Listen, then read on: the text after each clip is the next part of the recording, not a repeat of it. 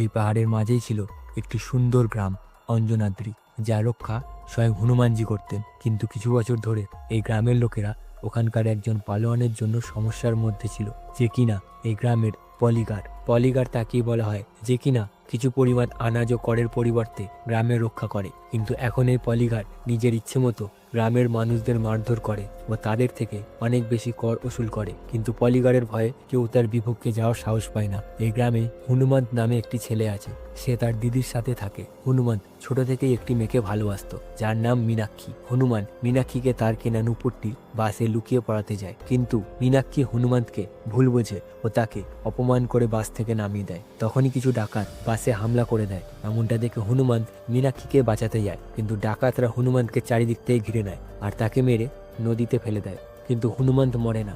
এরপর তার হাত থেকে মীনাক্ষীর চেনটা খুলে জলের ভিতরে তলিয়ে যেতে থাকে। এমনটা দেখে সে চেনটি ধরার জন্য এগিয়ে যায়। ঠিক সেই সময় জলের নিচে সে একটি জিনিস দেখতে পায়, যেটা কিনা খুব জল করছিল।